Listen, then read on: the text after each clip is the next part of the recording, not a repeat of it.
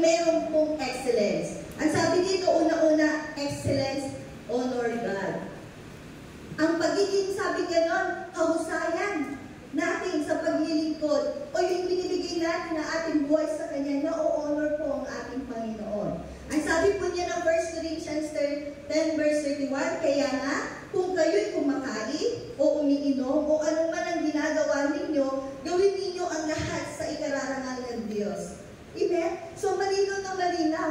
Kahit yung simpleng pagkain natin, dapat napaparangalan ang ating Panginoon. How much more po yung ginagawa natin every day in our life. Kailangan po nagbibigay po ng glory sa ating Panginoon. Kaya yung pagiging excellence natin, sabi nga, sabi nga hindi tayo buntot, kundi ulo. Ibig sabihin tayo po, ay nandun po yung yung talagang gumagawa ayon sa naisin at kalooban ng ating Panginoon. Another, excellence-inspired people. Galatians 6 verse 9, kaya huwag tayong mapagod sa paggawa ng mabuti sapagkat pagdating ng takdang panahon, tayo ay aani kung hindi tayo susuko. Amen? Ang excellent daw po, inspired people. Kapag nakita yung kahusayan natin, amen, nandun po na nai-inspired ang maraming tao. Sabi nga, what you sow is what you reap.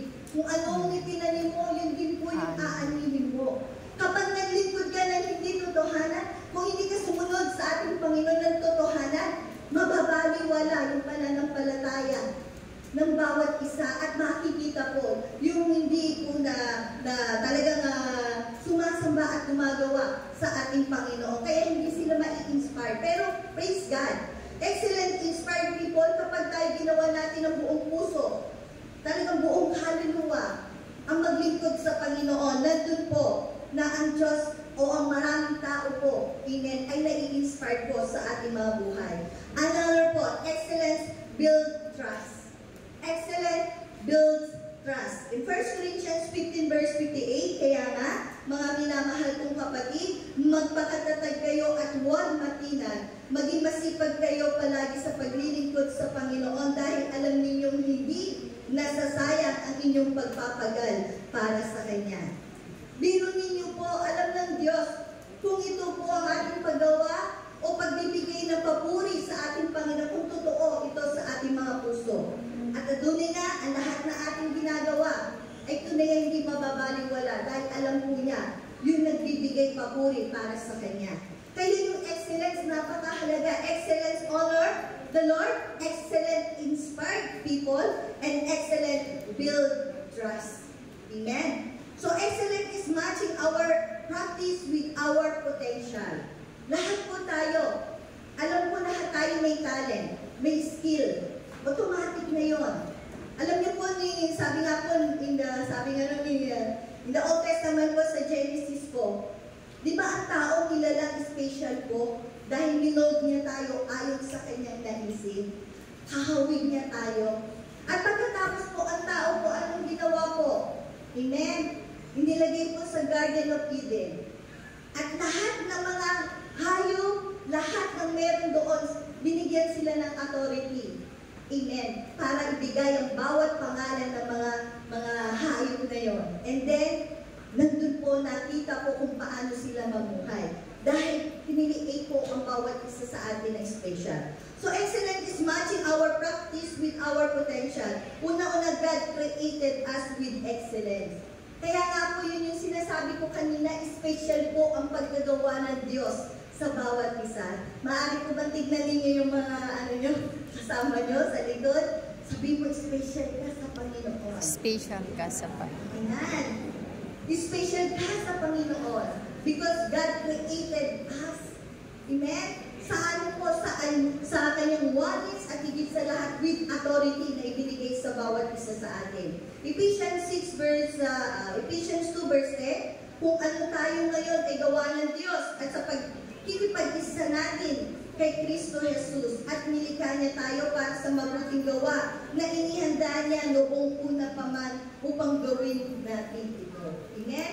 So makikita po natin tayo po'y mahalaga sa ating Panginoon. Kaya lang po, di ba po, yung Genesis po, verse 3, dahil po sa kagustuhan ng tao na siya ay, sabi niya, purihin o purihin, itaas ang kanyang pangalan. Amen. Ano pong nangyari? Nagkasala po ang tao. Kaya in Romans 3 verse 23, lahat ay nagkasala, walang nakarating sa kanyang kalwalhatian. And Romans 6:23, ang kabayaran ng kasalanan ay kamatayan. So nakukuha niyo po, excellent po ang paggagawa sa atin because sabing gano'n, we are created na kung saan ayon sa kalooban ng Diyos at dun po sa kanyang naisin sa atin. At pangalawa po, God deserves our best. Colossians 3:23, ano man ang inyong ginagawa, gawin ninyong buong puso na parang sa Panginoon kayo naglilingkod at hindi sa mga tao. So malino na sinasabi ng Diyos na ang bawat isa sa atin ay kailangan gumawa ayon sa naisin niya at yung best ng bawat isa sa atin. He deserves our best, lalo na po sa paglilingkod, pagpupuri at pagsamba sa ating Panginoon. Another po, God expects our work to be an act of worship. In in Acts o Romans 12 verse 1, kaya nga mga kapatid, alang-alang sa masaganang habag ng Diyos sa atin, ako'y nakikiusap sa inyo na ialay ninyo ang inyong sarili bilang isang handog na buhay, banal at kalulugod-lugod sa Diyos. Ito ang karapat-dapat na pagsamba ninyo sa Diyos. So God expects, sabi nga ng our work to be an act of worship. Tandaan natin, na tayo po, praise the Lord, ay gumagawa para mabigyan ng kapurihan ang ating Panginoon. Hindi yung sarili natin ang naitataas, kundi ang ating Panginoon. Another, God requires our full potential. So in Romans 12 verse 11, magpakasipag kayo at huwag maging tamad at buong puso kayong maglingkod sa Panginoon. So ito yung mga bagay. Excellence is matching our practice with our potential. Una, God created us with excellence. God deserves our best.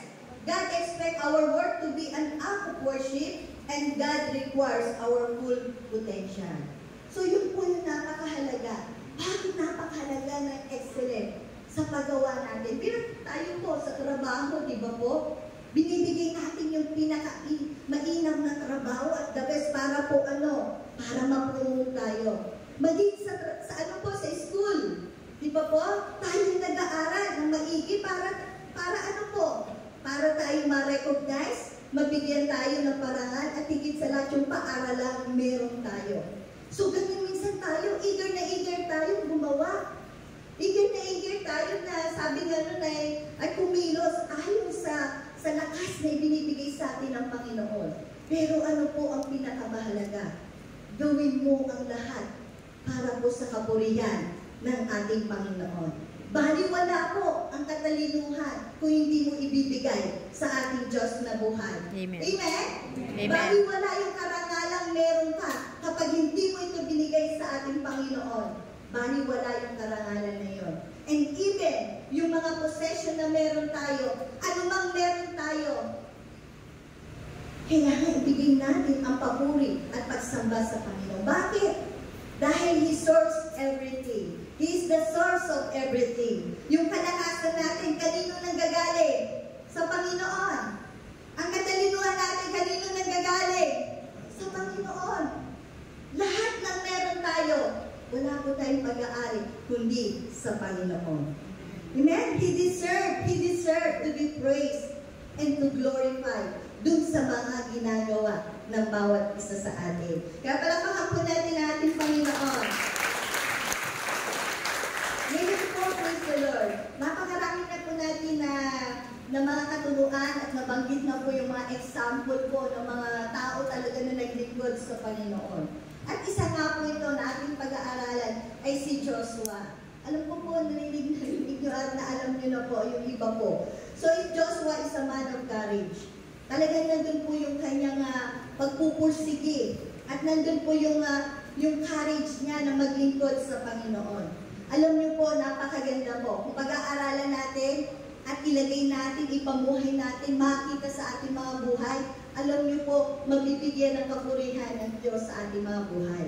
Sabi nga ni Joshua 24 verse 15, and sabi dito, but if you refuse to serve the Lord, then choose today whom you will serve. Would you prefer the gods of your ancestors served behind the Euphrates, or will it be the gods of Amorites in whose land you now live? But as for me and my family, we will serve the Lord. Maari po ba sabihin natin to?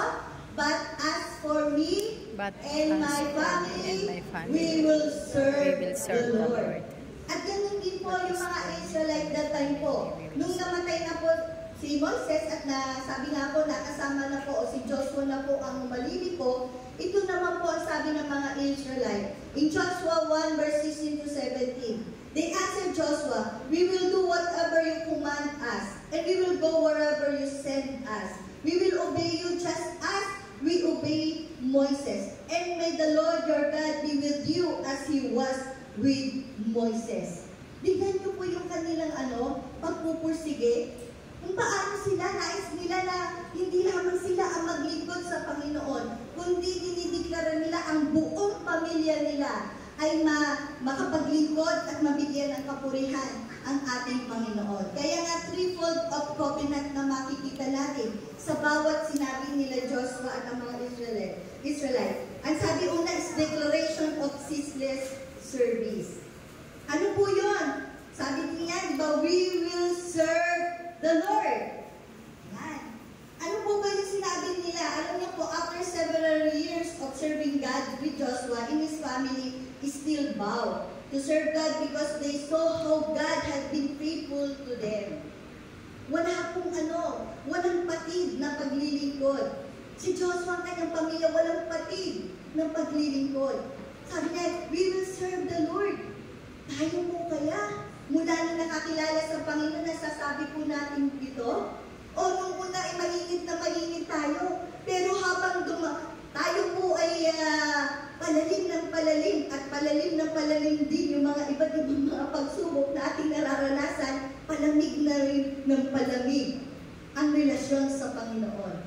Pero alam niyo po si Joshua at ang kanyang pamilya, sabi niya, we will serve the Lord for 40 years na kanilang journey. Nandun po na hindi nagbago ang kanyang paglilingkod sa Panginoon. Tayo po kaya. Amen? And then another po, a declarations of determined commitment. Ang ibig sabihin nito, whatever happens, we will serve the Lord. Ano man po ang mangyari? Ano man mga sitwasyon ng buhay meron tayo? Sabi nga po niya, we will serve the Lord. Hindi po madali. Alam niyo si Joshua, hindi po madali na maglingkod at maghawak na napakaraming tao. Iba't ibang mga ugali, iba't ibang mga prinsipyo sa buhay, at karamihan sa kanila matitigas pa ang ulo. Pero sabi niya, whatever happens, ano mang mangyari, mananatili siya maglilingkod sa Panginoon. Another declaration of pure devotion. Whatever happens, we will serve only the Lord. Amen. Ano man ang mangyari, ano man, only God I will serve. Siya lang po ang dapat papurihan. Ganun po yung covenant na patuloy niyang ibinigay sa Panginoon. At even yung mga Israelite na sumunod sa Panginoon. Ganun din po ba ang bawat isa sa atin? Whatever happens, we will serve only the Lord.